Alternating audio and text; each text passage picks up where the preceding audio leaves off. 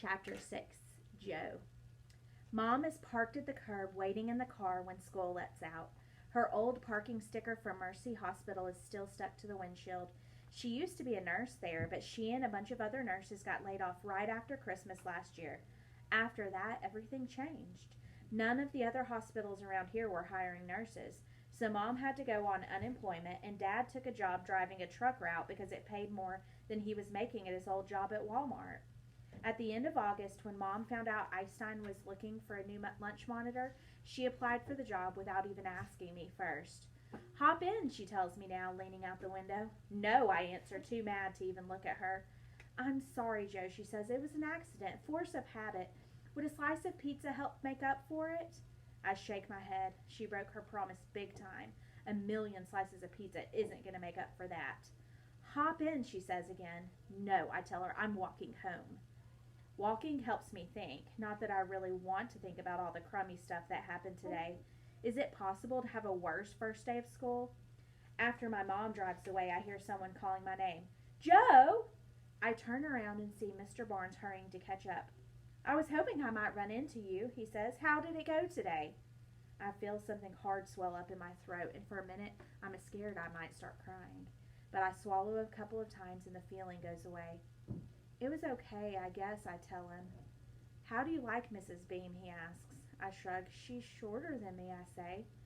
Mr. Barnes laughs and pulls a pack of sugarless gum out of his pocket. He offers me a piece, but I shake my head.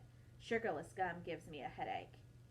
"How's our old friend Mr. Summerine doing this year?" I think about the name Dylan called Mr. Barnes behind his back the day he brought his pink hacky sack to school, a word my mother would wash my mouth out with soap for saying. "He's not my friend," I say, and no offense, but I don't think he's your friend either. "The world is full of Dylan Samarines, Joe," Mr. Barnes says, unwrapping a piece of gum and putting it in his mouth. "The trick is to not let them get to you."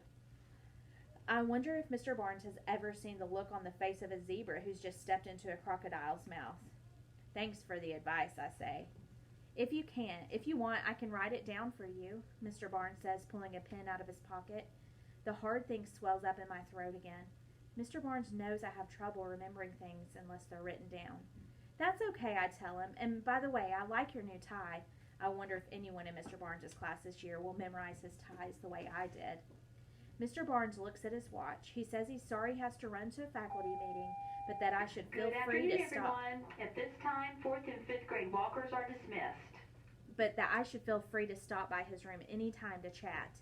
"Hang in there, Joe," he tells me as he walks away. My stomach grumbles. I haven't eaten anything since lunch. I think about my mother's offer to take me out for pizza and get mad at her all over again. How could she do that? Blow me a kiss right in front of everyone. What part of no corny mom stuff does she not understand? Normally it would take me half an hour to walk home, but I'm not in any hurry today. Mia, my dog, is waiting for me at the door while I finally get there. She's so happy to see me, she falls all over herself, wagging her tail and trying to lick my face. "Cut it out, Mimi," I laugh, pushing her away. "Your breath smells like liver." Mom has been waiting for me, too. One of her cooking magazines is lying open on the couch next to her. I can tell she's been crying because her nose is red.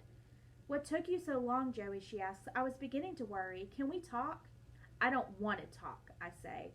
I go into the kitchen, grab a couple of oatmeal cookies out of the jar on the counter, and pour myself a big glass of milk.